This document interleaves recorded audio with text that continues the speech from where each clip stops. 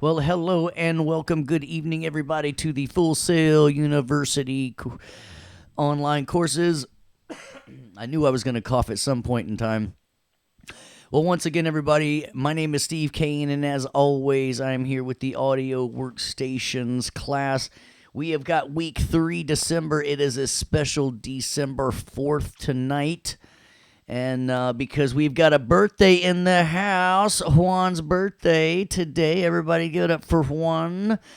It is his birthday, and so we want to thank everybody for showing up for his birthday. Albert, Maria, Daryl, David, Vaughn, Frank, and Franklin, Gina, Joseph, and Juan. It's all you're here, right?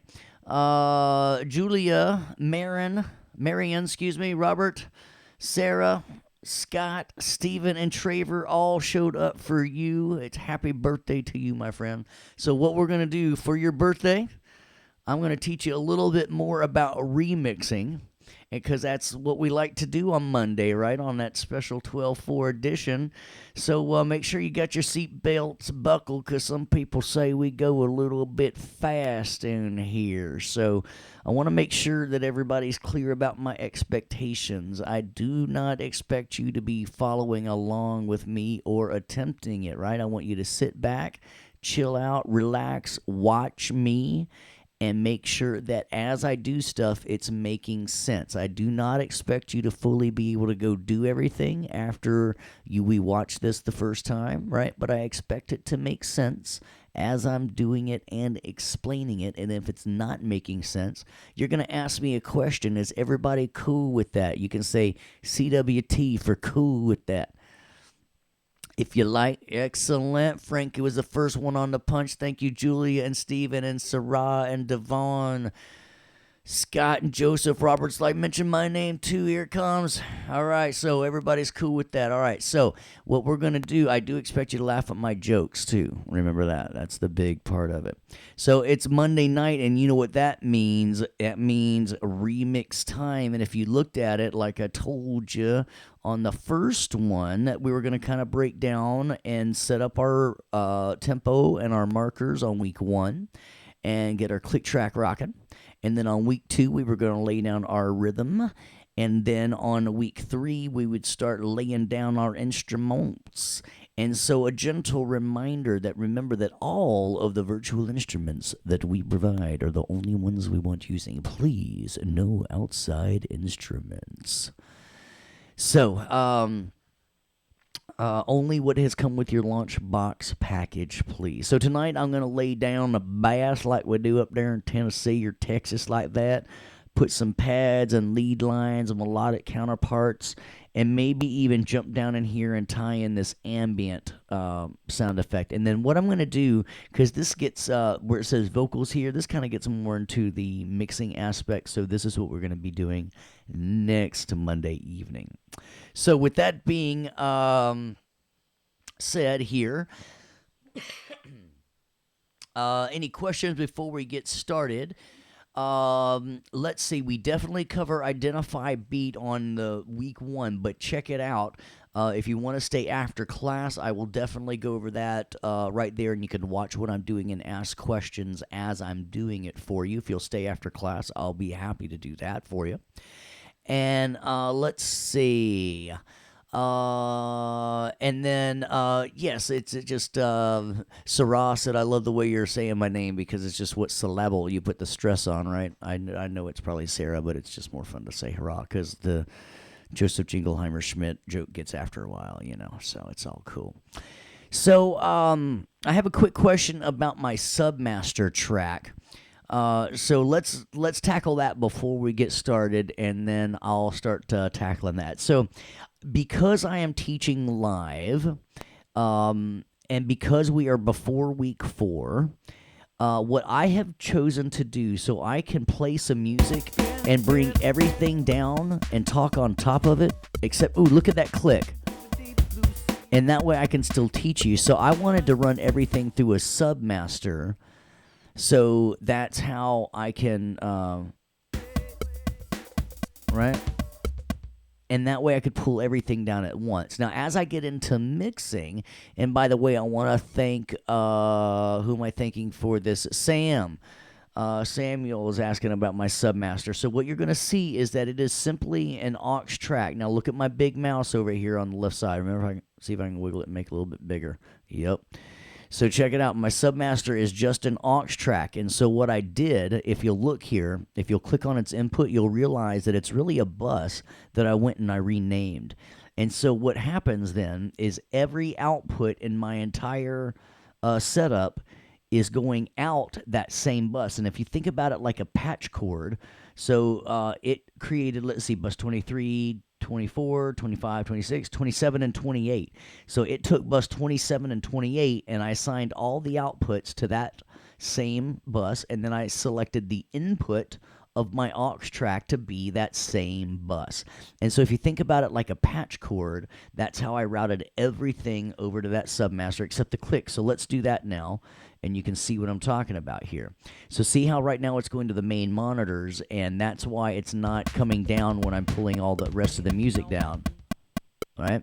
So what I want to do is I want to have that down as well.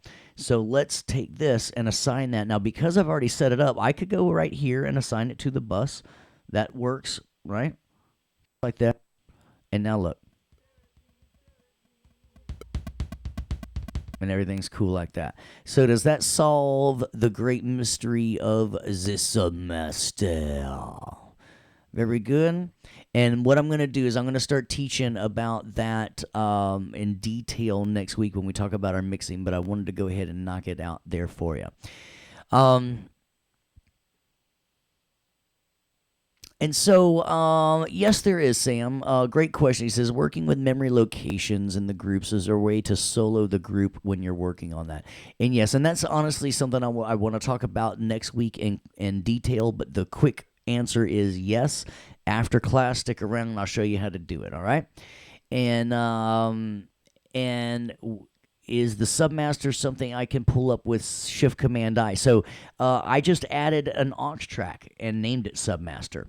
And so all you have to do is add Shift Command I and then add a Submaster, a stereo aux track. And then by your way of routing, you've created a Submaster since I routed everything to it and I just labeled it. So, well, let's get this party started then. A little review on our MIDI signal flow here, since tonight we're going to be focusing on laying down our bed tracks. That's what we call our rhythm bed, right? Bass, pad, lead line, right? The basic parts is our rhythm bed, right? So, let's go ahead and look at, remember, our audio MIDI setup. So if you're not familiar with that, I just type that in. Audio MIDI setup. It's in your applications folder under the utilities, and whatever is plugged in USB is just floating here, right? So I've got two interfaces.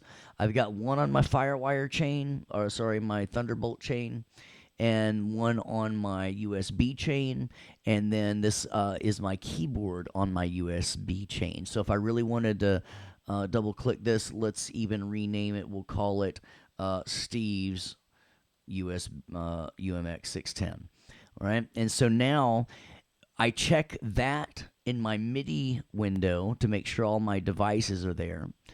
And then, also you want to check your audio window and make sure that it is seeing your interface that you've got plugged in, like your Red Scarlet or something like that, some kind of USB, and you want to then make sure that when you're in Pro Tools that you are choosing that same engine under the, right? You'd set it under your playback engine. So, a quick little review about the MIDI. So we looked at our MIDI window to make sure it was being recognized, our keyboard and our interface. And then we just made sure that on our playback engine, we chose interface. We double-checked, or actually before we did that, we double-checked our audio engine to make sure that our audio window to make sure it was definitely showing up 2 in and 2 out, and we had our stereo there. So with that being said, that is what gives me all of the options when I am looking at my tracks. So let's look at all tracks here. Now remember, this is just a memory location that I kept updating, and I started using these instrument tracks, and I use the instrument tracks. Well, let me ask you, why do I use the instrument tracks here? And so actually what I'm going to do is I'm going to, we can go ahead and update this. We'll call this bass. We'll call this bass MIDI. Put an M after it for bass MIDI. All right. So 3 fingers down, right? So tell me about this bass MIDI track. I got an instrument track, and tell me what is special about an instrument track. I got everybody freaking out going like, dude, this guy's like, dude, I'm not expecting to answer questions here. I just want to like be able to watch Stranger Things and listen. All right.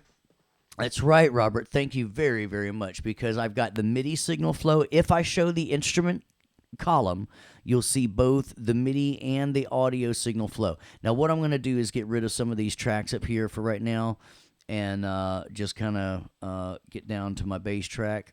Get down to the bass. Let's see, yeah. So what I'm going to do is I'm going to hit up another memory location. So what quick key can I do to enter a memory location? I'm going to call this one bed tracks. Bed tracks. Meet the bed tracks. We'll assign it to number 93. Then we'll check the none box. And I'm not meaning like a nun in church. I'm talking about none like no markers and no solution there, right? F and return, man. And then what do I want to see down here? I want my tracks to show and hide and how big they are, right? So we'll hit the AUK button. And so for right now, let's make the bass track big. So let's hit 3 fingers down. And then all I got to do is right-click.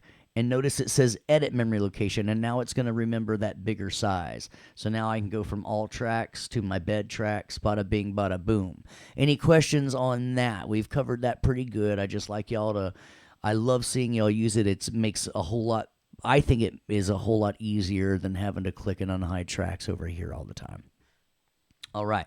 So notice that if we look at our MIDI signal flow now, because I had some awesome answers of people telling me, Albert and Devon and Robert, because I can do. Now, Devon had a great point. He says I can do anything on an instrument track. Anything. Right? Well, and that's kind of true, because I've got the aspects of my audio, so I can still put audio plugins on it.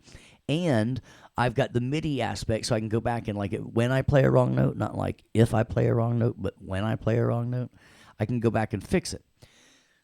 So notice that under my predefined inputs, we've got Steve's keyboard, so I want all channels there, because then it doesn't matter what channel I'm transmitting. And notice that I do not have, well, all I've got are my expand instruments, the rhythm stuff that we've been doing already. So what we're going to do is we're going to add one called the vacuum. Now, I know a lot of you think the vacuum sucks. Vacuum sucks. I kill myself sometimes. That's right. People are LOLing and LOMAOing and ROFLing, and it's awesome. I just love my jokes. So under the preset, check it out. We're going to have bass. Bass. I'm kind of down with like the mini mode or the simple bass kind of sound.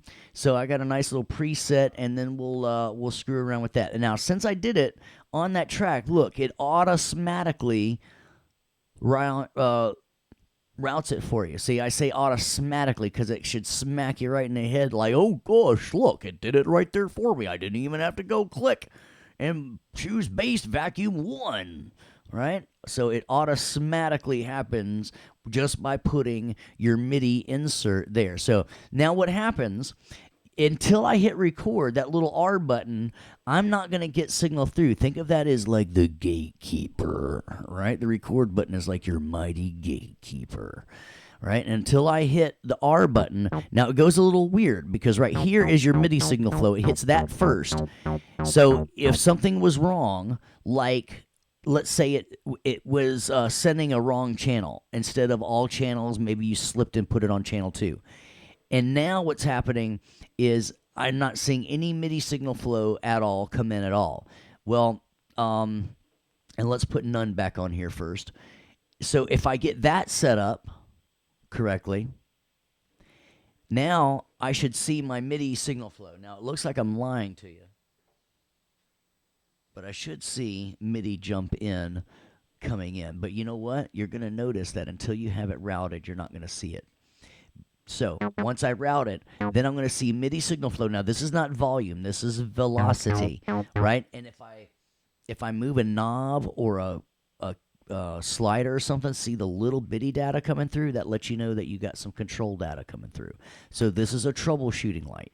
Now, if your stuff lines up, your channels line up, notice that this is on the vacuum on channel 1, so we're sending vacuum 1. And by the way, this is monophonic, so that's why I only get channel 1 on this. Then I'll start seeing my audio. You like those bass? Bass. Right? What key are we in? I forgot to put down what key we were in. Now actually I think maybe I did. Let's just show key. Did I write the key down? No, default C major. So by the way, can everybody see that I've already done a save as for day 3 in bass? So I'm going to hit save. Right? So notice I've already done a save as. So let's go look at my folder real quick just so everybody has an idea of why it's so important. The importance of the save as is so that you've got the backup versions when you need to have them to go back to. I can have multiple session files under one session folder, and that way, if you totally hate what we did here, you can go back to your previous one. All right, so we love that about that. So I already did a save as. I named it bass day 3 bass. All right, so let's go look in Indaba and see, because I was a bonehead and forgot to make note of it when we wrote it down, unless anybody out there remembers. Let's go look at indabamusic.com. Now, the only reason why I care what what key the music was in is because the vocals were obviously sung in pitch, right? Pitches, man. If they don't line up, man. So which one was this? Trust? The enemy, Am I missing it?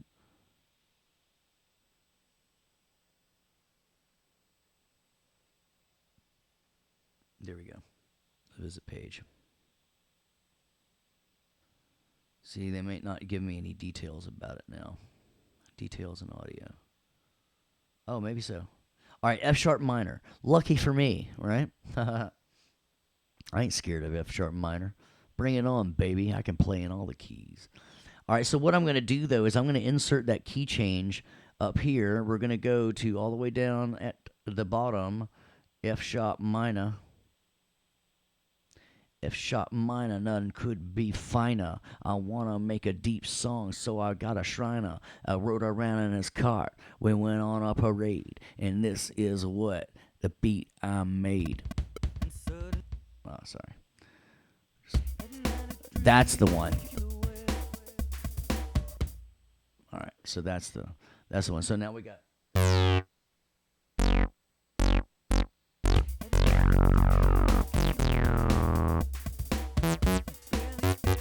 I don't like that sound. It's a little too chirpy for me. So what I want to do, let's just go see what the simple bass is.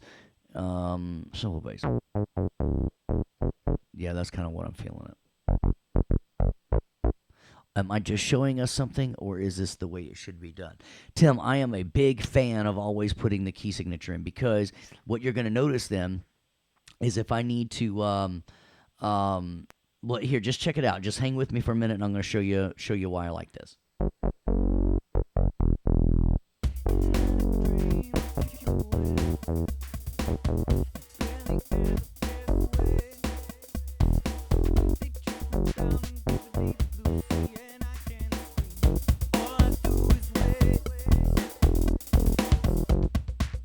All right, so let's hit that. All right, and so I'm just going to be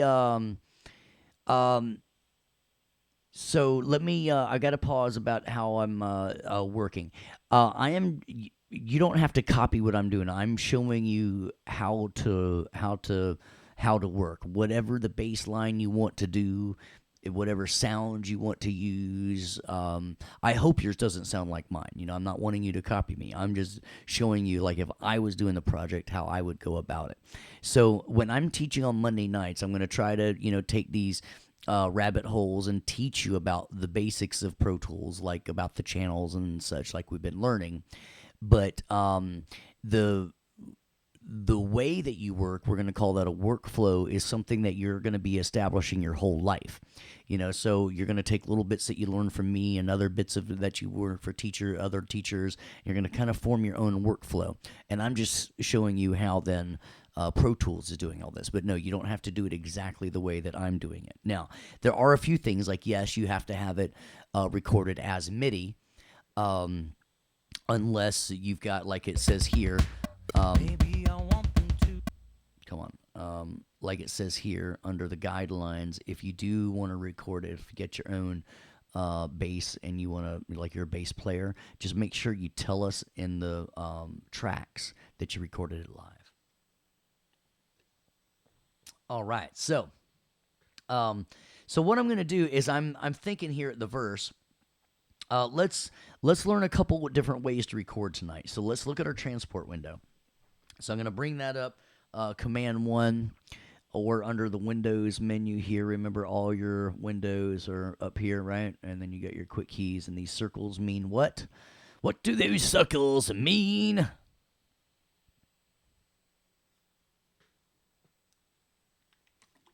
That's right, on the 10-finger keypad, not above the numbers. That's right, Robert. All right, so check it out. When I right-click over here, I've got 4 record modes. Normal, loop, destructive, and quick punch. Now, remember, I'm doing non-HD Pro Tools, all right? Now, check this out. This is also under the options menu, but look, there's no normal mode there because it's so normal, it's not even an option. So let's first do non-destructive normal mode. And what I'm going to do is just free record, meaning I'm not going to make a selection, right, and just record through that, because look, see these 2 red arrows? That would mean that would automatically start recording there and automatically stop recording there. We'll call that an auto punch, right? So with I don't want to do that because I want to show you how to trim up some stuff. So what we'll do is we'll just start free recording at the verse. Now, do you remember from last week how I could manipulate that count off? How could I open up that window? Does anybody remember the secret hidden Easter egg to open up the count off and click a menu? That's right. Is a double click on the metronome, right? And that brings up this window. You remember that, huh? Tell me yes, huh? We, thank you very much. All right. So, looky here. 2 bars count off. I'm looking good. Just make sure my count off is going on. So, let's do this thing. 2-bar count off. 2 and 3.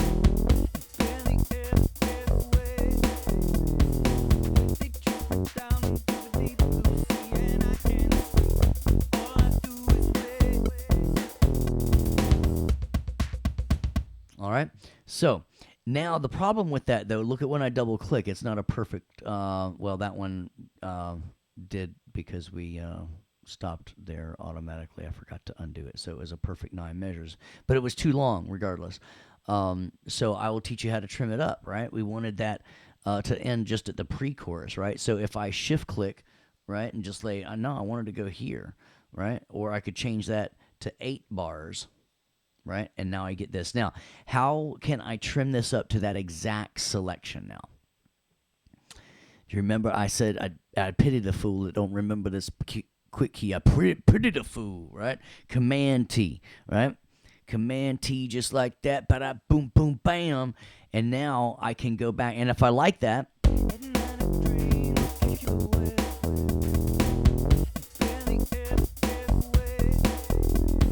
now look, check this out under window. I forgot if I had input quantize on, and I can tell very quickly because of those numbers that I had my input quantize on, right? Because, I mean, ain't nobody playing that smooth, right? So if I was okay with this, now I want to, all right, so any questions? Let's hit pause and see if we got any questions. Oh, we'll get to that cowbell, don't you worry. If you listen to the archives, I got people saying, more cowbell. So, any questions now? Or give me the thumbs up, let me know. Or no, say, we cool. Say, we cool. My rhythm was too complex. Input quantize butchered it. Yes, if you do not pick the right note value or you're doing triplets instead of things like that. All right, so since we're pausing for our jokes, triplets, yeah. And so you got to make sure that when you're under that quantize window that you are telling it that you are going to use triplets, right? Otherwise, it will totally get you option 0, right?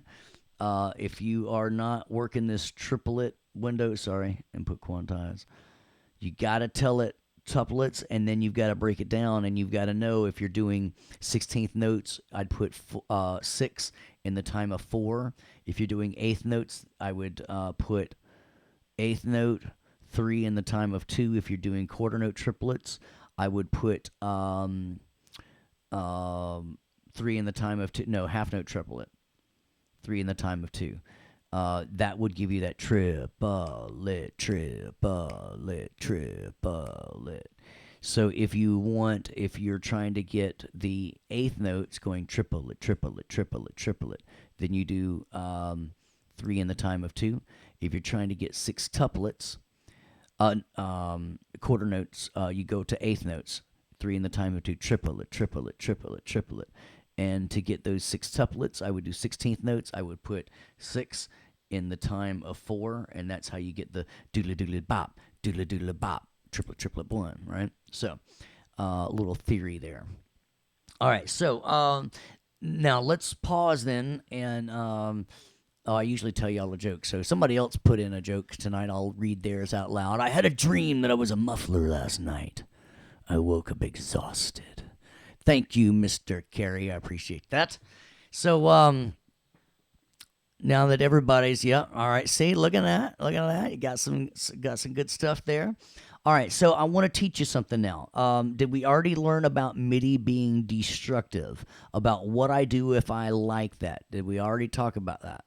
Okay, so because I like this, I'm going to, maybe first I'm going to rename it. I'm going to right-click on it. I'm going to rename it. And we'll call that, so I don't get confused, maybe I'm going to call that verse, right? And maybe I'm going to have a different verse idea. So because I like it, and because even though I'm in normal, non-destructive mode, if I record over it, it's going to delete itself. So I'm going to delete it, and we're going to do one more. This time, well, actually, we did a free will. Let's look at Quick Punch. All right, you're going to notice that there's no really big difference between normal record and quick punch mode when you're dealing with MIDI tracks. We'll talk about audio in that a little bit later. All right, so I'm still going to get on. Let's try to do one more bass line.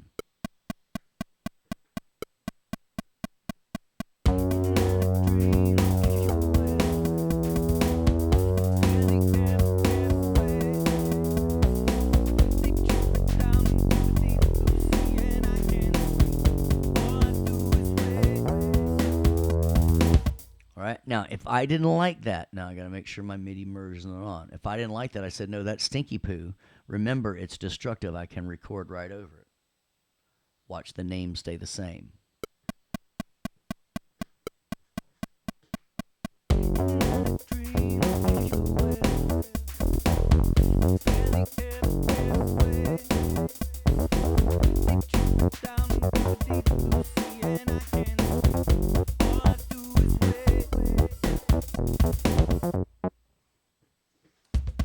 All right, so I like that. All right, so let's call and.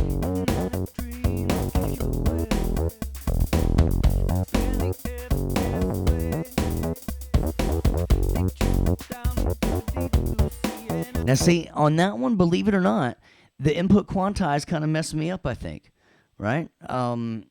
It did not play back like I wanted to. So after I lay down my drums, I'm not a big fan of input quantize because I think it makes it sound more humanistic. So let's do that one more time.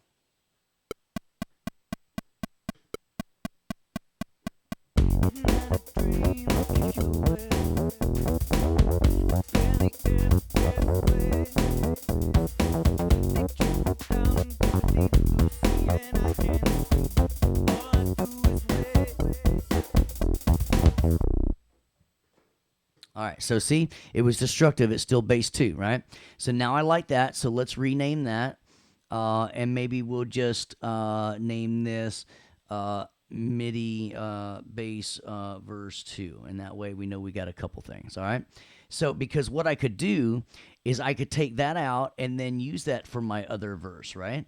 My verse 2 and bass verse 2, and if I'm in grid mode, look, pop it out, and now when I'm right there.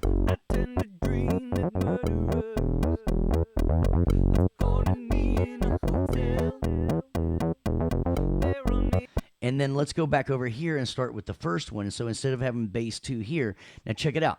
Remember when we sorry, I was thinking about something else and I didn't want to. I was thinking about playlist and I was like, no, wait a minute, not applicable here yet. All right, so check it out because of MIDI and everything. So I want to do my regular verse there, so we'll pop out the regular verse there. Make sure that's just right there. All right, so now I still got the.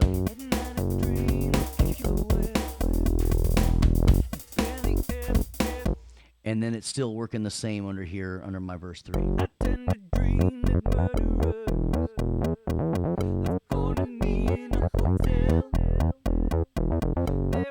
Right? And so what I was doing is, since I already laid out 2 different verses, since I was feeling it, I just went ahead and popped that over. And this is why you don't have to assemble everything from left to right, from beginning to end, right? If you're feeling the verse, go down and write that.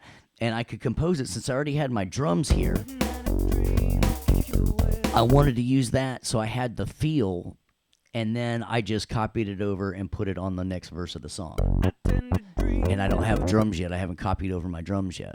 Does that make sense? I had some people who were like, hey, where are you moving your clips to and stuff like that. So that way, it's a workflow that I like, because now that we're working with a DAW, I don't have to record everything all at one time or all in a row. I can kind of work on different little pieces and set them up there. So let's hit save. We haven't done that in a while.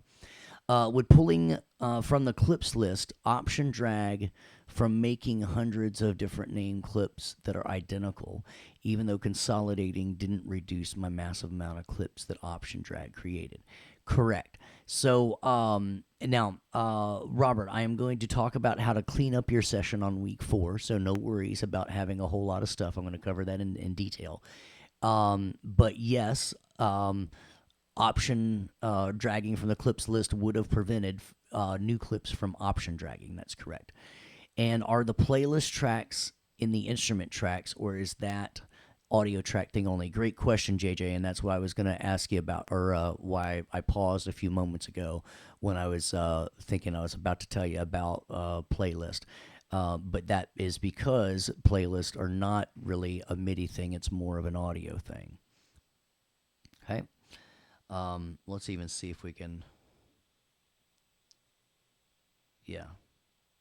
Yeah, see, I don't even have it there. Very good. I hope you didn't mind me calling you JJ. I should have asked you first. All right, so somebody said it was killing my buffer size. So tell me what I like to do so it quits killing my buffer size. Now, let's pretend I've already got all my bass out, right? And I've made all my different songs. Now, remember, I'm just doing one section for you. You're going to do the whole song. I would name this bass comp,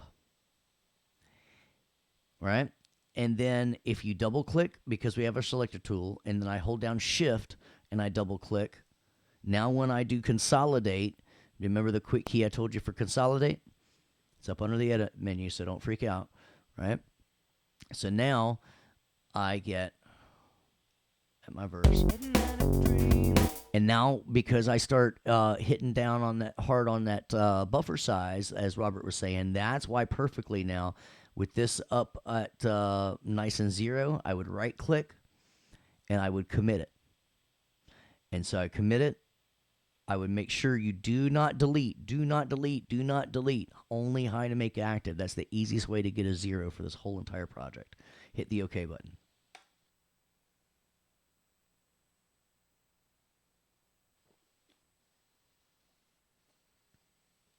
All right, I've got a question that says, can I pull from somewhere else and drop in the tracks list? Physically possible, yes, if that's what you're asking. If you're asking if you had loops from somewhere else to drag in, no, I don't want you to use loops from somewhere else. I want you to record your own bass lines and your own musical lines. Connect to fire and commit them, so it kept coming up blank. All right, so that is usually a signal flow problem. So if you'll stick around later on, Frank, we will look at yours and see why you could not get yours to commit properly. This is one of the cool things about showing up to the live class, is you get that help there.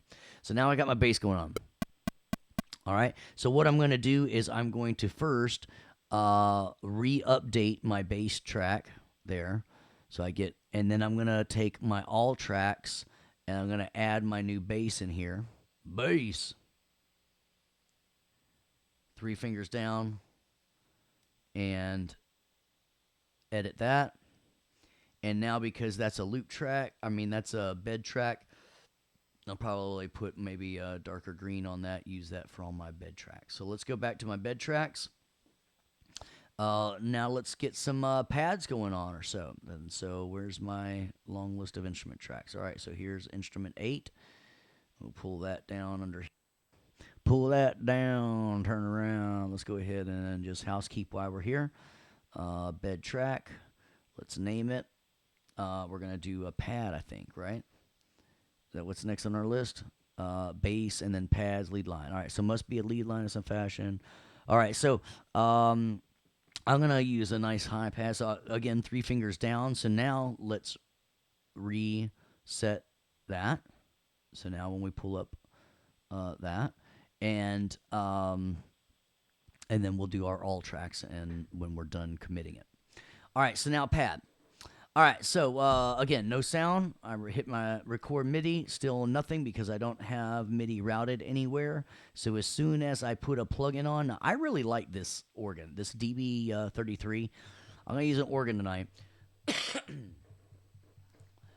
Circle, circle, swish, swish. Now I got my fresh. All right, so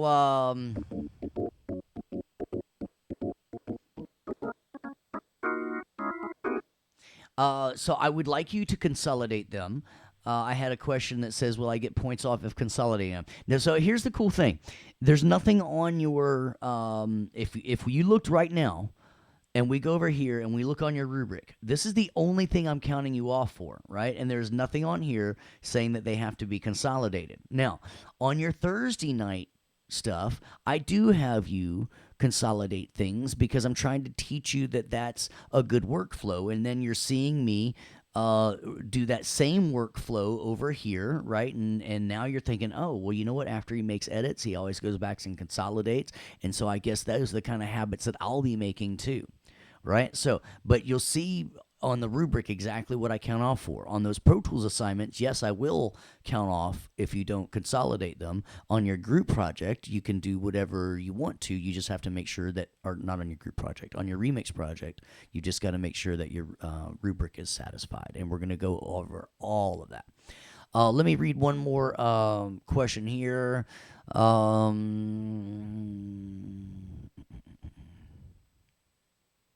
Yes, you got some more routing questions. We'll cover that because what happens when you check out Monday week 2's lecture is I was using a bunch of channel 1s, but I was using a whole different a bunch of different instances of expand.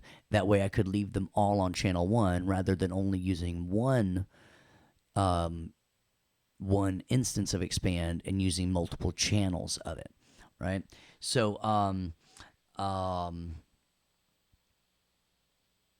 gonna jump if you'll stay after class. I'll jump more into that. All right, so we got our organ. Let's go check out some of these factor defaults. Let's see, some of these jazz ones are pretty cool.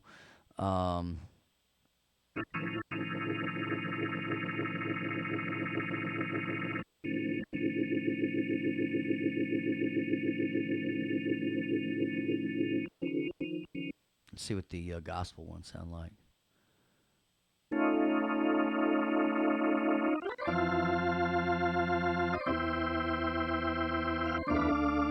Oh yeah, sing it, brother.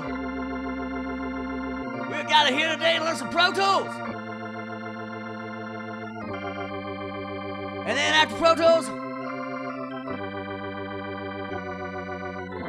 of course, we got to know Freebird. Just kidding. All right, so any routing questions on the signal flow of my instrument track? We should be good with that. Everybody good? We got okay? You know how billboards talk? Sign language. All right, so let's record this organ here. F sharp minor to E. Oh, okay. Let's pause for a second because look, we had our F sharp minor to E, right? And I wasn't sure where we were going here. Let's listen for a second. All right, so just measure 13 to 14. So check this out. Now that I've got my chords, check it out. I can go boom, hit plus, and a chord change. Let's see, cancel that. Go right to measure 13 first. All right, now hit the plus for the chord change. So, and you gotta, this big mouse, man, gets in the way. Chords plus. All right, so that was F sharp minor. And then at measure 14, I'm going to go to F sharp. No, I'm going to go to E major.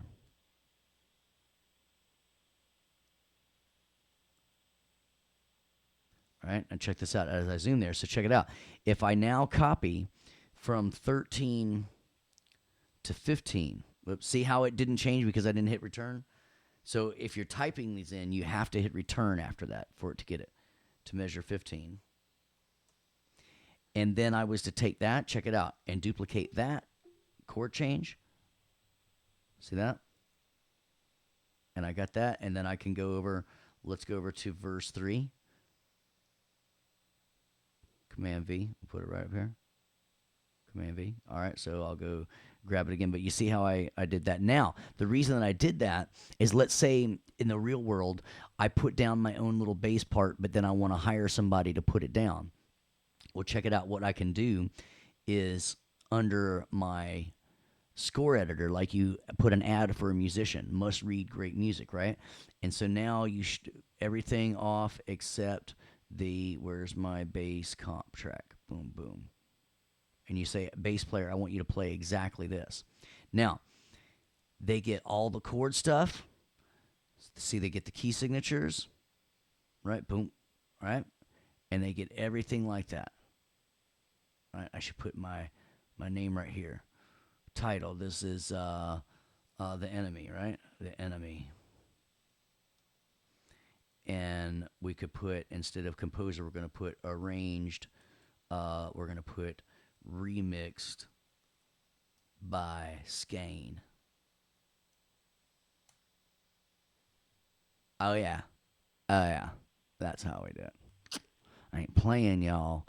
I ain't playing, y'all. How many people think I can write right here? Yeah, I can write like if I want to right there. But that way I could, put an ad in the paper and they're like, have you got music? I only read music. And you say, yep, I do. All right, so here we go, folks. Input quantize is off. I want to do a little bit before then. Let's give me a measure 12.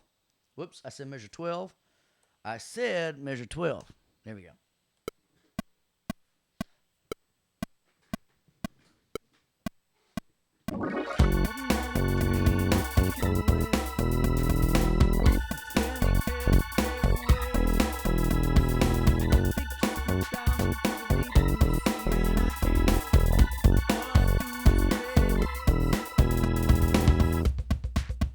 All right, let me show you a different way of recording now. All right, so I like that, but what I might do, though, is let's look at what I've got here at the verse.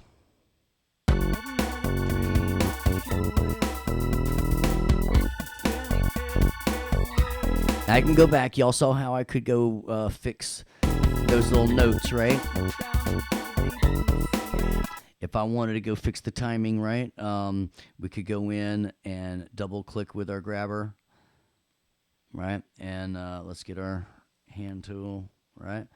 And so maybe I'm like this one right here, right? That little guy was a mistake right there. All right, and then let's see, that was a little mistake right there. And maybe I meant to hit this one right on key, but then I kind of liked hitting it, boom, ba, boom, ba. So you can clean it up whatever you want to in here, right?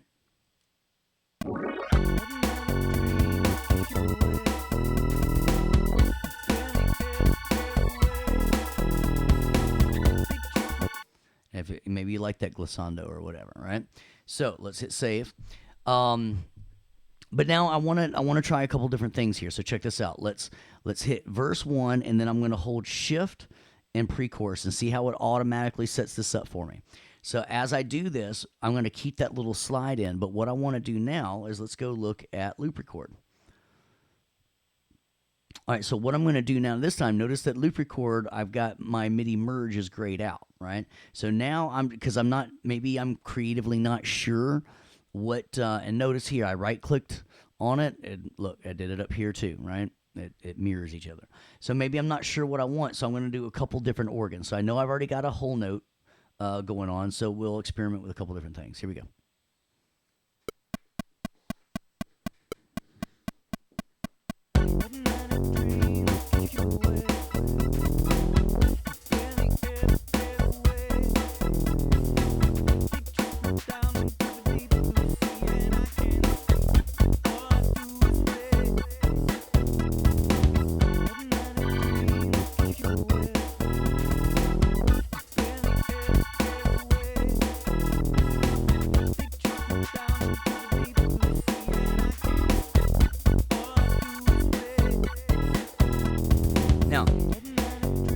Look, it's going to be on pad 6, and I'm not going to play anything right now. And I want you to notice that because I don't play anything, it's going to stay on 6. Or maybe it's going to turn over to 7 since it's got that one note right there. Okay, so see how it stayed on 6? So even though I'm loop recording, if it doesn't see any MIDI data, it's not going to go over there. All right? Let's do one more line. We'll just do a single little line.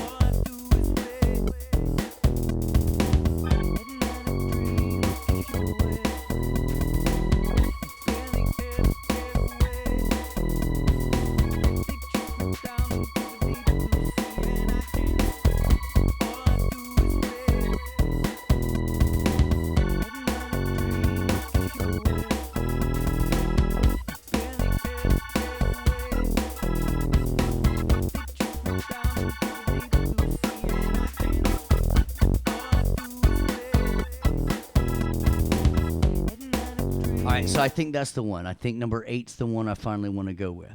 So now we've got pad number 8 down here, right? So I'm just going to go over here and grab that one and drag that out.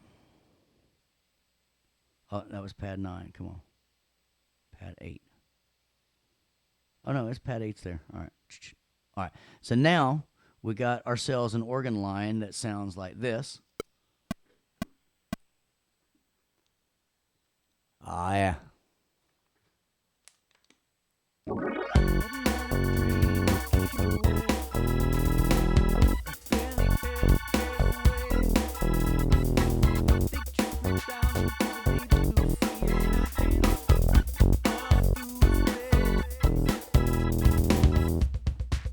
All right, so we can take this little piece, cut that off. Let's go ahead, do everything here, and then double click, right? And then maybe if you want to, again, maybe you liked number 6 as well, right? There's no sense in not doing, everything like we showed you. So maybe I liked number 6, and we're gonna put that right there at the verse 2. So now I got the. Oh no, 6 is the one that was empty for us.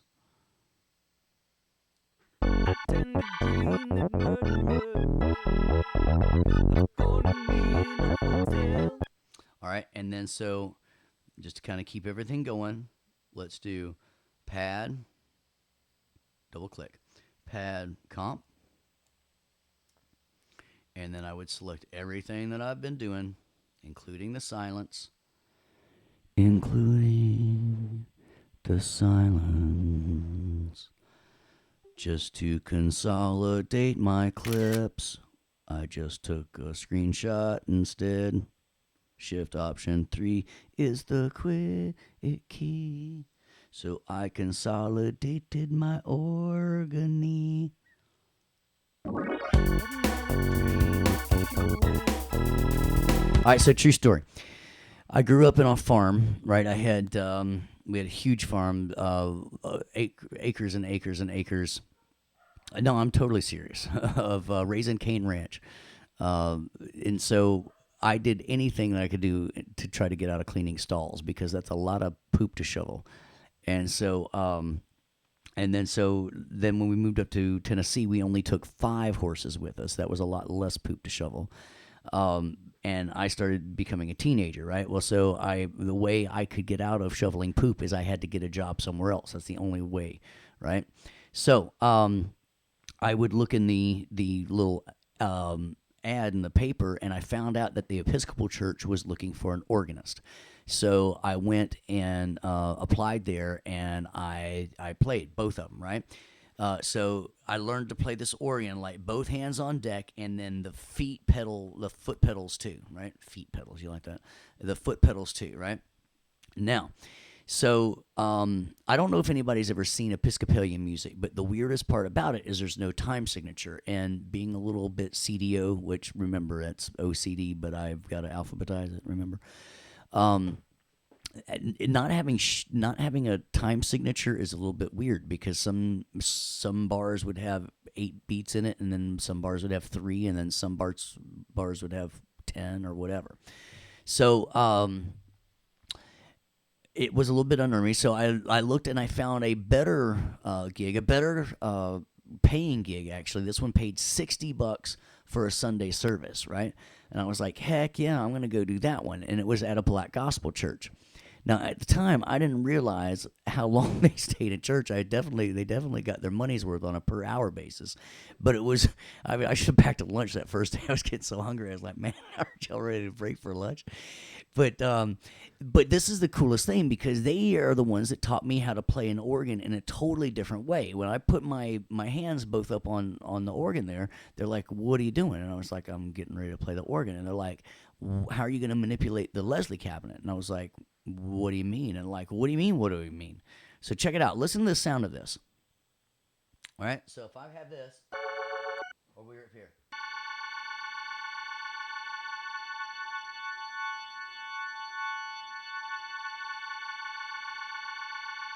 Can everybody hear the difference of that? That wah wah wah wah wah wah wah wah sound, right? And then they're like, "How are you going to manipulate these drawbars and stuff?" And I was like, "Whoa, all right."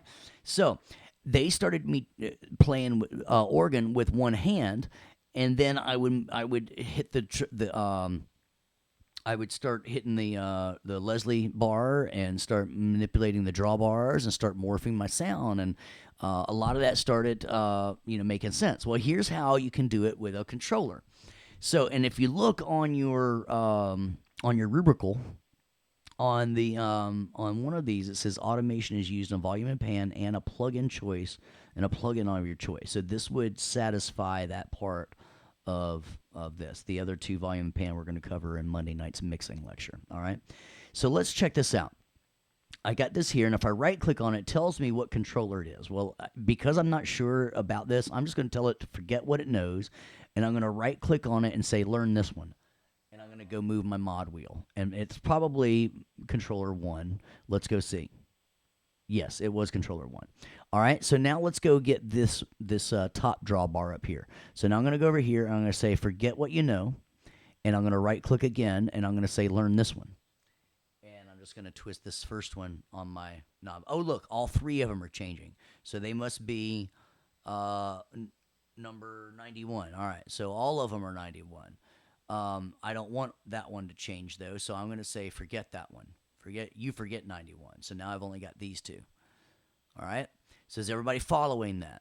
What I like to do, the way I attach a controller And let's say I wanted to add this one instead. I'll tell this one, forget what you know, and then learn this one. And because I'm turning the same one, it's going to lock on to 91. And now we've got that change in pitch.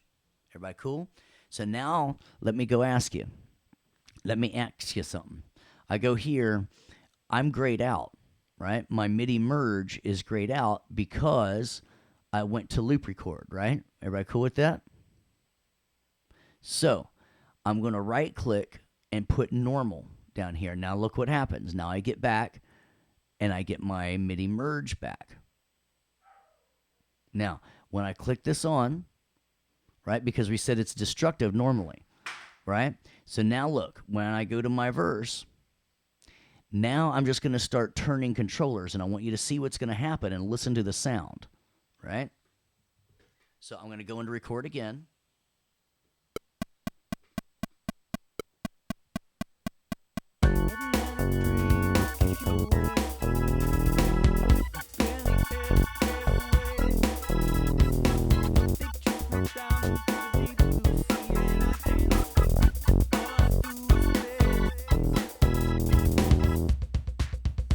And now, so when I play it back,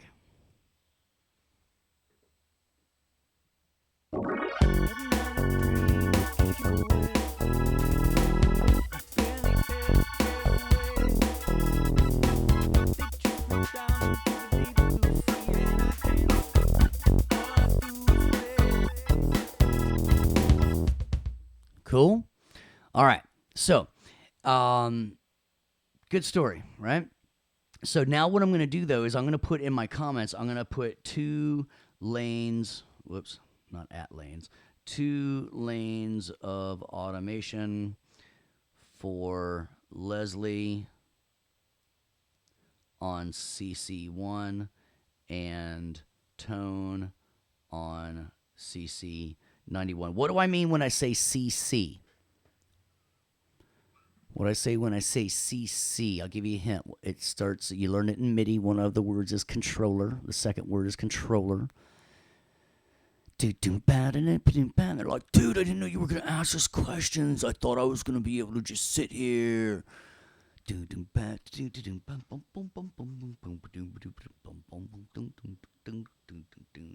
A continuous controller, right? And so when you're looking under here, check it out now. Now see when it says controllers, right? Now it already told me number 1, so that way I look and I can see what I do here. And now check it out. If I wanted to smooth it out, I could take my line tool and say like I wanted it here, but I wanted it like a straight line. Boom. So I'm not lying to you. You can grab your tool like that. See how I just grabbed it? I'm not lying to you. And this is automation, all right? This is what covers that automation of a plugin on my choice. And I actually just did 2 lanes of automation there, all right? So I got that, and then check it out. So I had the mod wheel, right, because they had controller 1, and then the other one was 91. Now they had number 1 because that's a kind of common one. Matter of fact, they put the most common up here, right? MIDI volume controller number what is MIDI volume? Number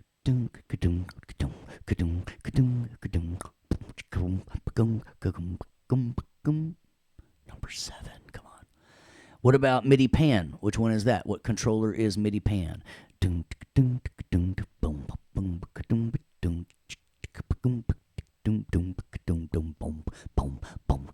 I remember it as 10 pan alley, like 10 pan. So MIDI's actually controller 10. Right up there, right? So that's why you don't see them under the list here, because they've already been used, right? You don't see 7, you don't see 10, and now you've got the most common ones, the next common ones under here, like sustain pedal, mod wheel, and all that. Then, whichever ones you've been using, right? So now effects 91, I could do that too. Matter of fact, so like on that one, I wanted that tone cabinet to jump up and come down right there, right? And then maybe go right there. Good? So you can fix your automation there. Now, the thing that I would do here, watch this, is I'm going to go copy this because I don't want to write it twice. Because now that we've got all this and we've got our pad comp, I want to go back and look at my waveform.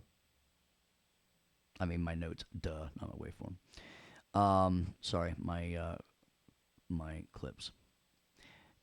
I'm gonna right click on this now, and now check it out. And now a lot of these are gonna make sense. See how I'm gonna consolidate my clip, all my automation, insert after my last selected track, and it's gonna record the automation of this. So when I do that,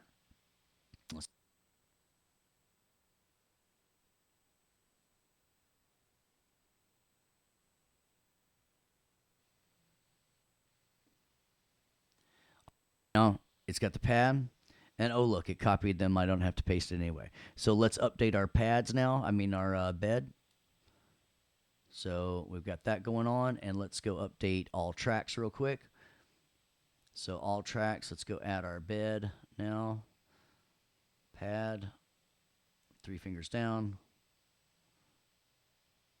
I don't know what that is on. I accidentally clicked that. Pad, there we go. 3 fingers down, and update all tracks. Good deal. Everybody good? Feeling good? Are you loving it? Any questions about what we're doing so far? We have been talking about recording we did our bass and our pad.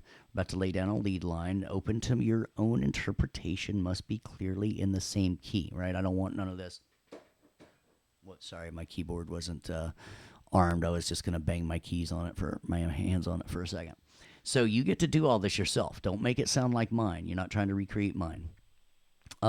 Create a secondary melodic line. That's a melodic counterpart. So we'll do that now. We'll make a lead line and then a little melodic counterpart. But any questions before we get going? Are we good?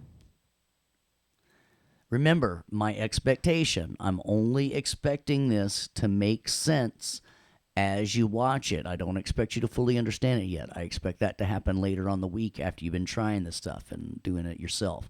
But right now, I just expect you to go back, watch me, laugh at my jokes, and if something I'm doing doesn't make sense, that's when I want you to ask a question. All right? Now, some people are saying the Linda videos help out a lot. That's good, but and that's cool, but make sure that you're getting your questions asked. I don't want you going through my class and saying I had to use Linda to get me through, right? I want you saying, "Hey, I watched you. That was great extra help, but I expect you to be able to do everything that I'm expecting you to do simply by watching my videos." All right? So, and if you're not, I want you to let us know. I mean, the Linda videos are awesome augments. I'm not down in those at all. I mean, they don't have cool jokes like, if Michael Jackson opened a denim store, it'd probably be called Billy's Jeans. But so, oh no, I'm not being jealous. No, I'm saying that I don't want you thinking that I don't want you not relying on us. I want you to be able to ask us questions if you do, right? So, but yeah, it's more about hurting my feelings, not being jealous. No, I'm kidding. All right, we ready? You know why the sand is always wet? Because the seaweed. All right, so let's go down and lay these lead lines, shall we? Shall we? I got some more instrument tracks. All right, let's go ahead and get both of them down here. Let's just go to bed tracks. Sorry, bed tracks, and then we'll go here. I think what I'm going to do is I want to move my bass up top, and then I want to have my lead line.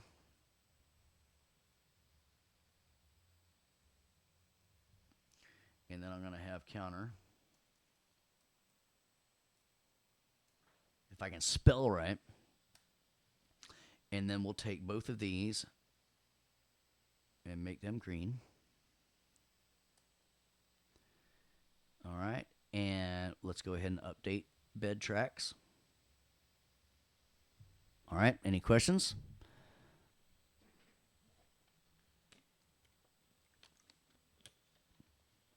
All right. Um,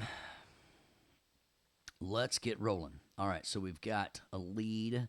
I think what I'm going to do is ask piano, right, for a lead.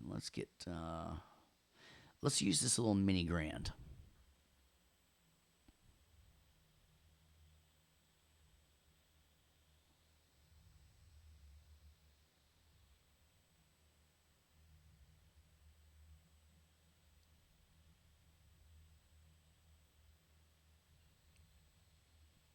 All right. So let's see. I'm pausing. I'm looking at my chat roll. It's going crazy now. I want to make sure that that you get your questions answered. So if you missed my first time, though, I've got my chat roll on a second screen. So that's why I always pause for questions, because I might not see them going as I'm teaching in real time. So that's why I like to pause and ask for them. But I want you to type them out as you think of them, so that oh, that one's all right, I guess. That one's better. Um, and then we'll do something maybe with our arpeggiator later or something. We'll fix something. But no, I am definitely not wanting. Oh, I got what you mean. Is you're wanting to ask questions via the mic, and I'm not able to get that rocking during the session for some reason. It crashes out my system. So I apologize for that. That's a technical thing that I can't get over. That's after the class it's fine, but during the recording it's groovy. So if you can figure out how to do it, because what happens is if I've got to unmute mics and get that, it crashes my QuickTime. So I apologize for that. All right, let's get a lead line going on. I'm not sure what I want yet. So when I'm not sure what I want, that's when what mode goes good. What record mode should I use if I'm not sure what I want yet? Yeah. Loop mode. So let's go ahead and loop from the verse to the pre-chorus, and we've got that in a loop. And so we're just going to rock out for a minute and see what happens. Here we go.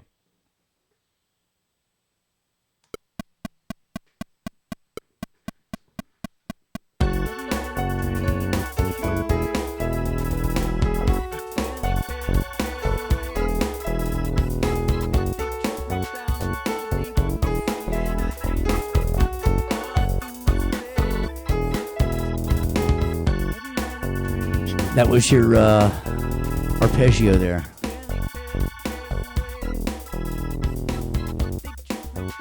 I do want to bring this organ down though a little bit.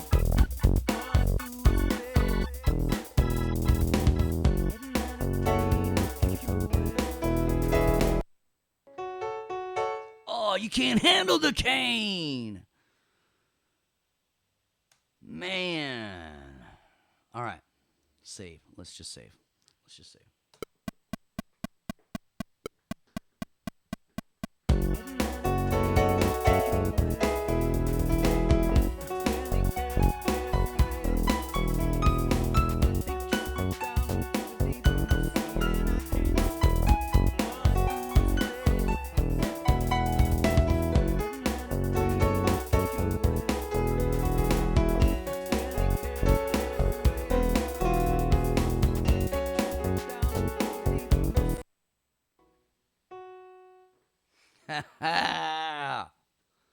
You funny little thing. All right, so what we'll do there is we'll just not waste time, and we'll just do a little editing. We'll do /13 to /17 and see if we got 4 bars, certainly, and then we can just duplicate those. How about that? How you like me now? So let's go to the verse.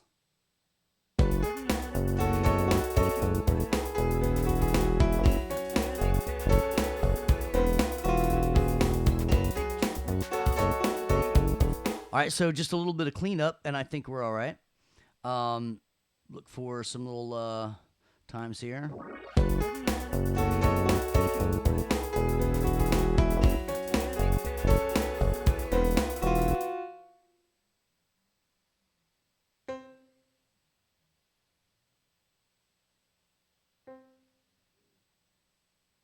Let's see if that helped.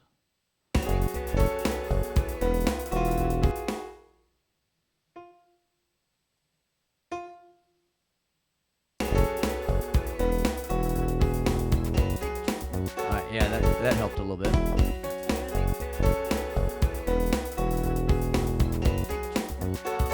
All right, so now then, we should be able to have that and just duplicate that.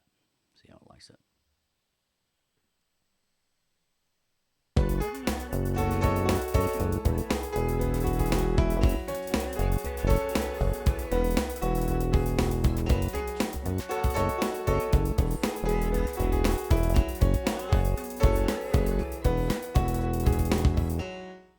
All right, so I think that'll work. Let's hit save on that, and let's go ahead and do our thing here, where we do our comp.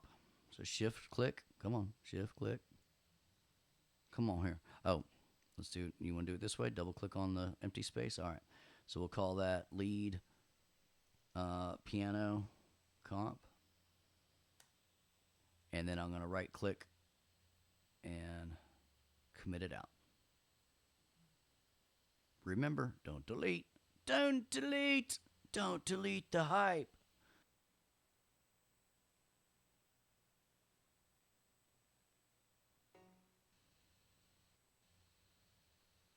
All right. So, three fingers down, and then so what I'm going to quickly do, a little house cleaning, we're going to reset the bed tracks. So we include our audio, and then we're going to go grab all tracks, and then we're going to add that lead to it now.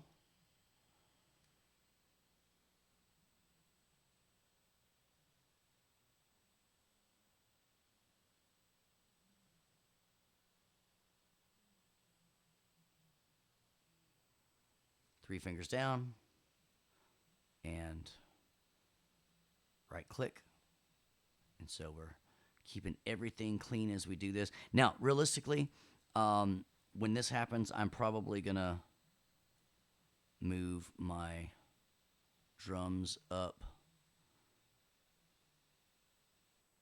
here. That's what I like them.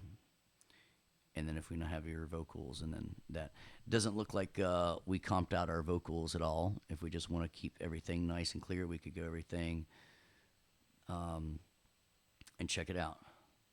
Look what I'm going to do. I'm going to shift and double click here, and then shift click here. Right? And I get everybody. And that's probably going to take a little second to comp out, so maybe I don't want to do that because of the background processing. That'll probably take a few minutes if I was to commit all that. So let's just not do that, but I just wanted to show you that we can at least do it here.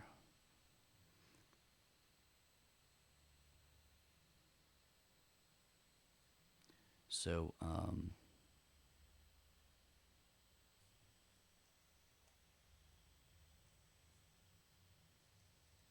just to make everything look beautiful. And does everybody understand why I'm not going to do this to all 6 of those drums, as you can see by the little bit longer that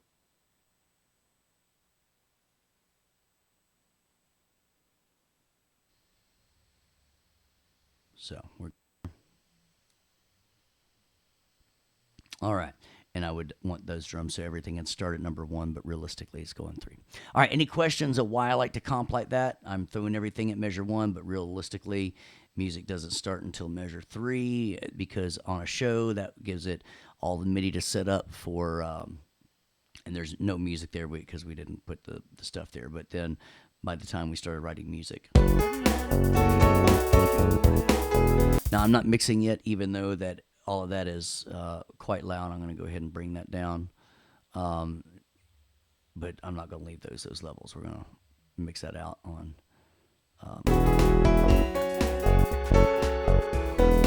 Look at that. Look at that. Did everybody catch what was going on? Look at my bed tracks. None of them were going to my submaster. So let's take all 4 of those and put them to my submaster real quick so I can pull them down and talk around them. So I'm just going to, what 2 keys do I need to hit down? So when I do this, it does it to everything. Remember, we talked about this one already. An option, very good. So now, there There we go. Now everything's a little bit. I can talk over it. Okay. So, any questions about loop recording or comping or that kind of stuff, right? So we're recording all of this down with MIDI, and then I am committing it afterwards so I keep those CPU errors down, right? You don't have to, but I think you're going to find that you get a lot of CPU errors asking you about buffer size and things like that. And you're going to notice that if you keep increasing your buffer size, that's going to keep delaying the sound of your audio there. So, let's see. Maybe one last little melodic counterpart here. So I do want to show you destructive record, but I think that's going to be better on, sorry, I'm going to show you destructive record now. I'll show you quick punch record, but I want to do an audio track for that.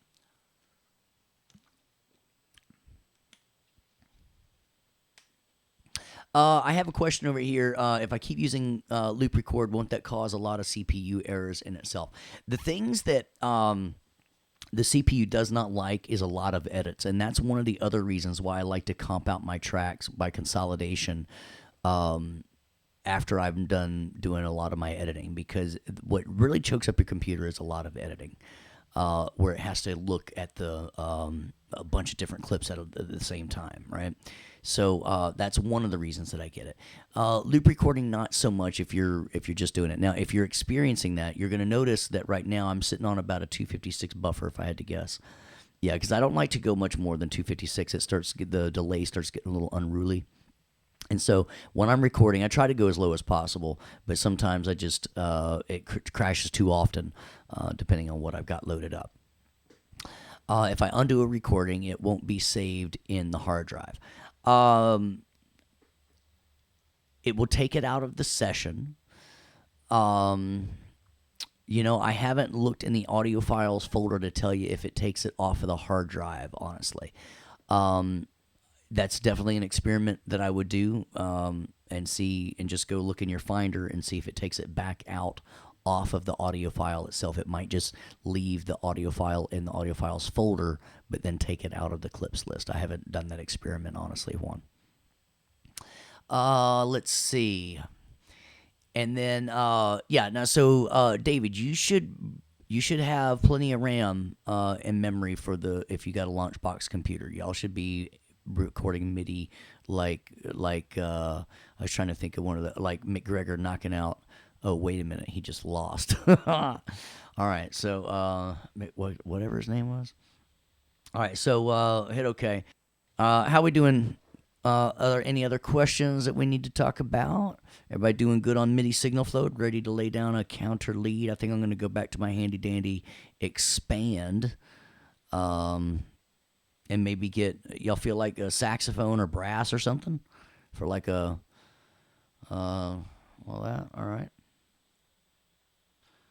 So let's go up here. So earlier I was talking when people said they were they were loading up all their drums and using different channels. And so one part, you don't see me do that a whole lot. You see me use many instances. And now I'm on the fourth instance of expand, but I'm still on channel 1. And that way I don't have to go screw around with my, mess around with my master keyboard or any of that. I can just leave everything on all. All right, so let's look at here, see what we've got. Look, we got do we have a big section? Let's listen to a big section. It's all brass. Let's get a sax section. There we go. All right, so now I want to bring the master fader back up.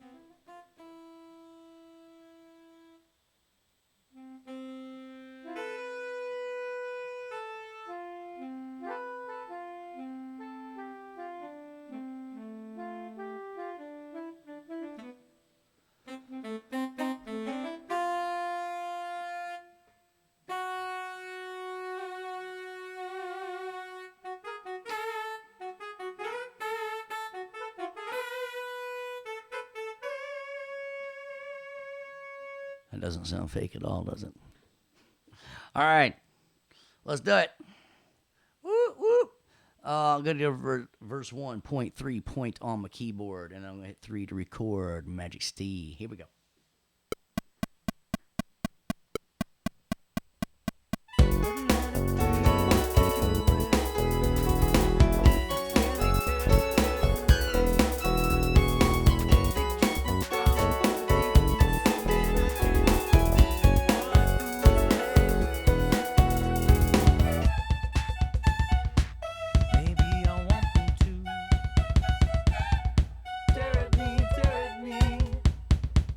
Sorry, I got a little carried away there. All right, let's save that. So, let's see what that sounds like.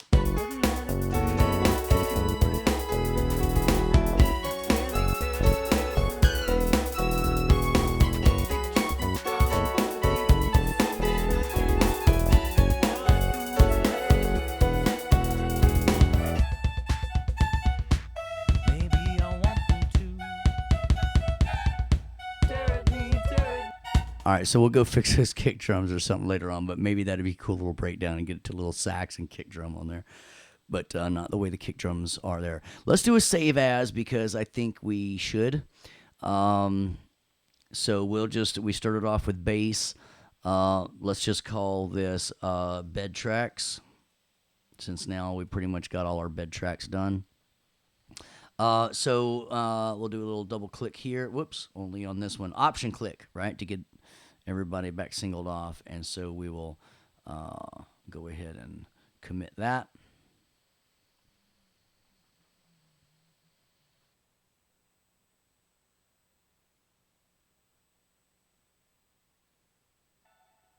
Now, guys, let me explain something. The way my workflow is I would rather, even if I didn't intend to have all of these playing at the same time, I like to fill up the song and then subtractively pull things out. So, like, it's kind of like carving art instead of pottery, where you're adding to make art. So that's why this is going to sound very busy, because then what's going to happen is I'm going to decide, oh, you know what, I want to break down here, I'll pull this and this out. But if I don't hear everything at the same time, I don't know that it fits and all that kind of stuff. So we've let's update our bed tracks real quick. Bed tracks look good. And now let's update all tracks and add in our counter lead. 3 fingers down. And all tracks are looking good. All right, so let's see. We did 4 tracks there. Let's lay down. Here's what I'm going to jump to. I'm not going to jump into doing effects on this yet. Now, here's what's happening, though. When you look at your remix, so I'm going to make sure that so anybody that asks, about an hour and 26 minutes into the, or an hour and 24 minutes into the archive, I'm explaining, because I'm going to get emails that says, hey, our remix project says to take a snapshot with time-based processors on our vocals, and Steve didn't show us that on Monday night. I'm not going to, all right? I'm going to show you how to do that in Thursday night's assignment, and then expect you to apply that knowledge on Friday or Saturday and put some, at least one of each on your lead vocal. Now, does that make sense? Can I get everybody say, got it, right? So you understand that I'm not going to go over this one tonight, even though they expect a snapshot of it. You're going to watch Thursday's archive and apply that effect knowledge. And then I'm really going to get into mixing. But what I would like to do is just lay down a little background vocal right now to demonstrate quick punch recording. Because really audio tracks are the only way that you can really see that. So I got somebody saying you've got to wait till Thursday to finish the remix snapshot. Yeah, you can. I mean, if you want to experiment with it, you might do something wrong, but then what happens if you do it wrong, and then you see it on Thursday how to do it right, you go back and correct it, you actually do more learning that way. So that's actually a good thing if you wanted to try doing it beforehand and seeing if you can figure it out using the knowledge that you've already used. Because I believe, right, I'm correct in thinking that you've already been taught about time-based processing and dynamic-based processing from other classes, right? So if you want to see how that's going, do it, and then that way you get to learn. And so that's see. See, that's where we need that little smiley face afterwards so I can tell that you're just playing. Because I got some people like, dude, that's not fair, man. That's like you're expecting a whole lot of us out of 2 days. I'm like, I told you I expect a lot of it. We got $2 to learn in a month, right?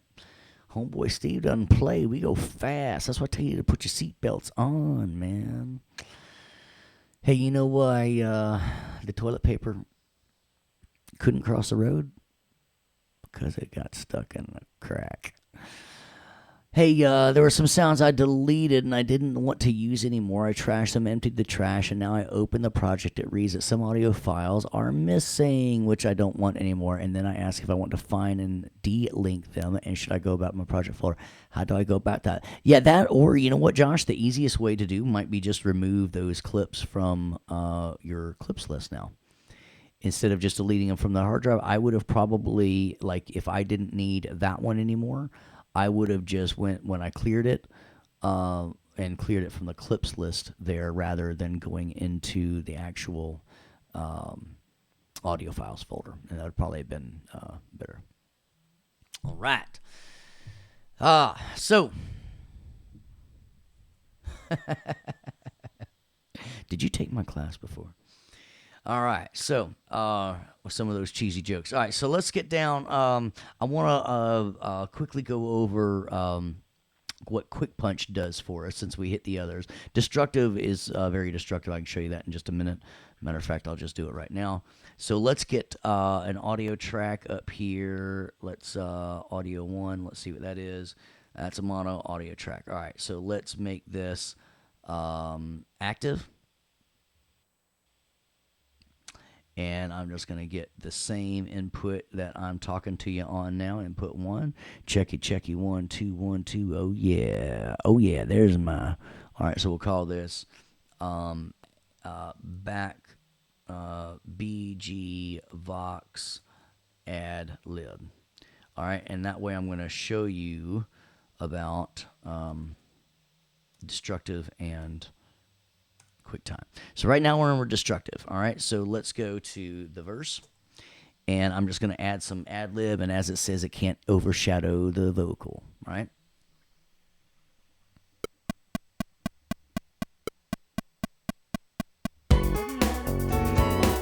I can't see it. All right, hang on. I totally messed up. Right, so notice that I'm on background vote ad lib. Now I wanted to hear those vocals a little bit louder. Now, where's my lead vocal comp?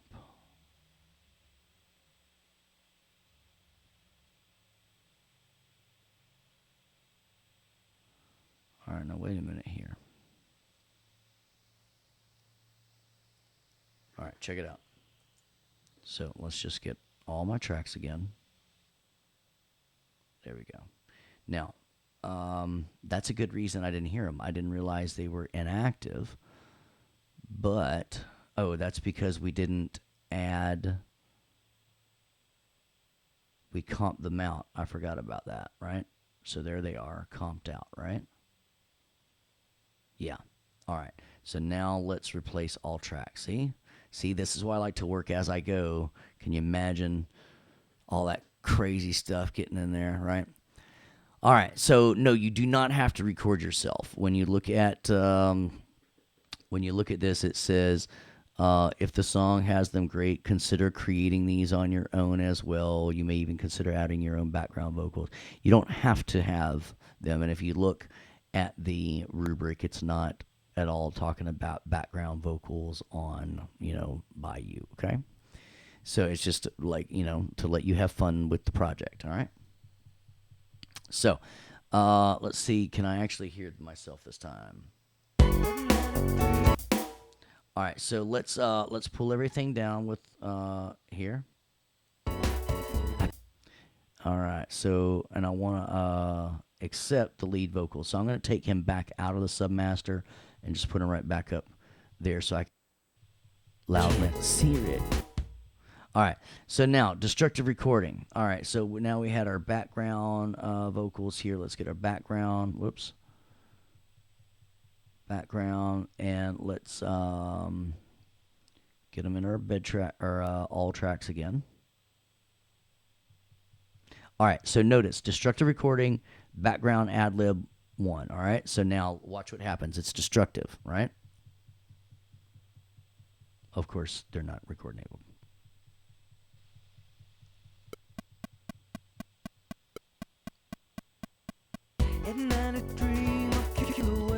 I get really scared. Those mighty porpoises. And see, I'm still ad lib 1 because it was destructive and recorded over that, right?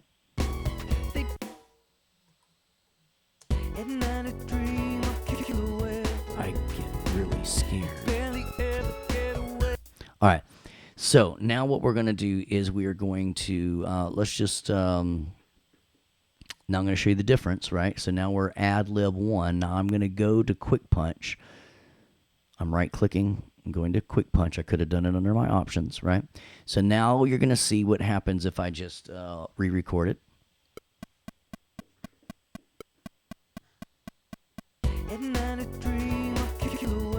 Nightmares. I can't swim. All right. So now look at number 2. All right. Now, everybody cool with that? So it didn't override it. Can I get a cool? 2, 6, 7. All right. So now check it out. Check it out. So let me show you something that I cannot do. Like if I wanted to add right in here, I wanted to add like a right, or over here an Watch. Once I go into play, I cannot hit record. See, I cannot. I'm clicking it. It's not letting me. I can't swim. All right. So, in order to be able to click in and out, I have to do quick punch, and I love this. All right. So now I could go over here and watch. I'll start in play, and then I'm going to hit the record button when I want to go in and out of record.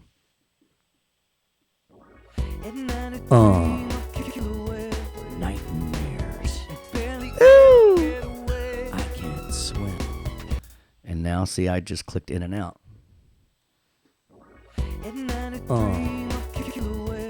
Nightmares. Ooh. I can't.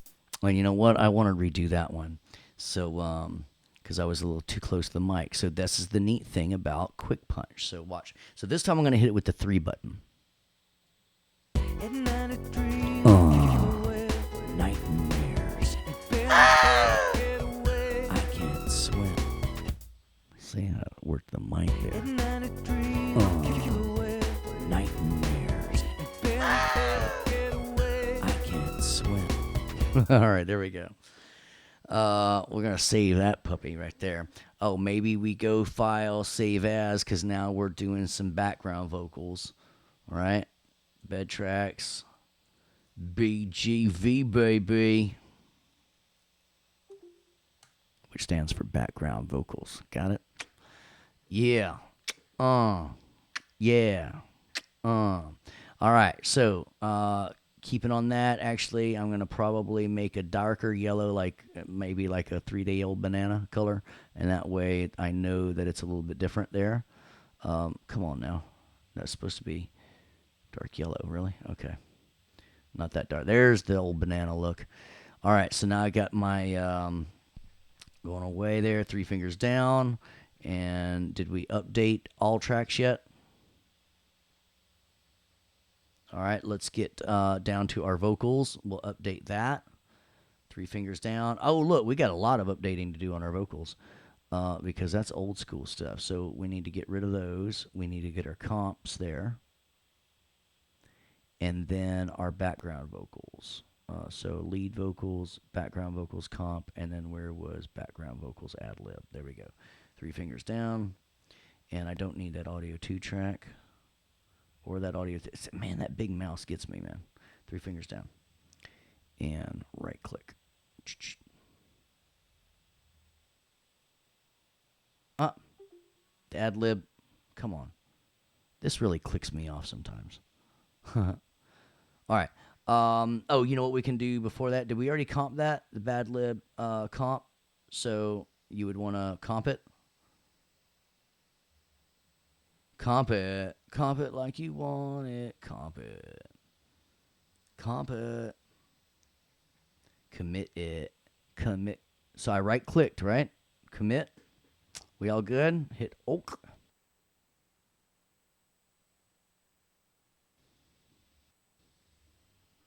There we go. Now I can right click on my vocals. Now we got that. And you know what? I better change that all tracks too, because I think that was the old school. Yep, look at that. Would you look at that? Just look at it. That's all you can do is just look at it. 3 finger. Right click. Got it. All right. So do a little save action. So let's see what we're dealing with right now. Remember, I have not mixed anything. We're just kind of making sure everything works. Nightmares. All right, let's put that to the submaster.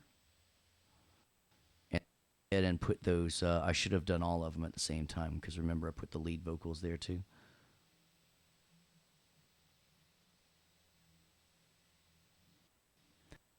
All right, we good?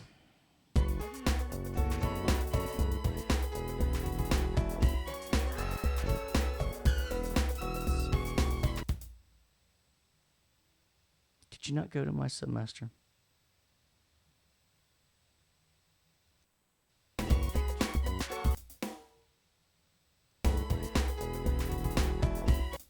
Why am I not hearing that? There we are. All right, we're good. All right. So, great questions. All right, so let's pause for questions. One of the great ones came in by our wonderful Juan. Happy birthday, Juan. For you, because of it's your birthday, I'm going to sing it to you as the answer. The reason for multiple masters is we send them different places. We send them to our main monitors and maybe headphones in the studio too. Or maybe we'll send them to Facebook through another audio interface. Or maybe I need an overfill room at a church. Or I want to send one to a 2-track recorder. And then I can set all the different levels independently. Ooh, how you like me now?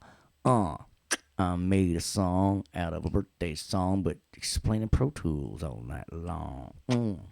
All right, so what we got here?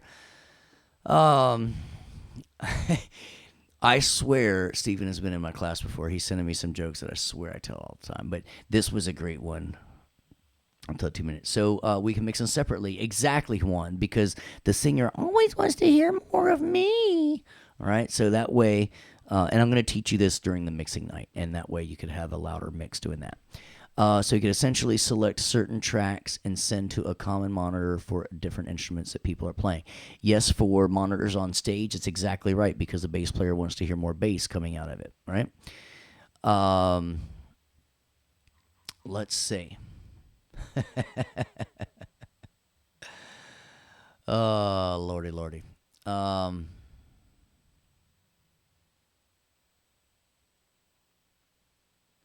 right, so check out. If you, I know, if you are still having problems with the 101 and 110 book, you make sure you're downloading them and make sure you're opening with the Acrobat Reader. Otherwise, they are not going to work at all. There's only one magic way to watch them, and I explain it on Archive 1. So make sure you definitely check that out. Otherwise, you are not going to be able to get it. All right, so with that being said, guys, you know what? The last thing I just didn't do any kind of atmosphere. We could add some wind in here real quick. And just to say we did it. We did it, we did it, we did it. And then I'm going to stick around a little bit afterwards. It looks like we'll have a few extra minutes after we are done. And then we'll be able to have, I got another instrument track. There's instrument one down there. Let's use that maybe. And we'll find some kind of effect and tie it in. Oh, no, it looks like instrument one was a kick drum. Oh, you know what? That was from the very first day of me teaching you how to tempo map. So what we'll do is we'll make that wind. Wind. I know you think that might blow. Ah, dude, that blows. You're going to use the wind sound effect? That blows, bro. All right, so check it out. Let's go get some effects. Where are my sound effects? Sound effects. There we go. Ambience and effects. And let's see. Remember, if you're not fixing wind, you're breaking wind. That joke just stinks. I'm telling you. Does anybody see a number for wind here? Hard rain. There we go. Hard wind right there. Hard wind. Not just regular wind, but hard wind. All right, so let's do it. Whoa! Whoa. That was like 100-mile-an-hour wind. No, it's rock you like a Stephen Kane. Here I am. Oh, no, we want to go a little bit before that. Let's go to, let's see. Just to tie it in, we'll get to measure 12. Because remember, we got the organ coming in there, too. Here I am. Rock you like a Stephen Kane.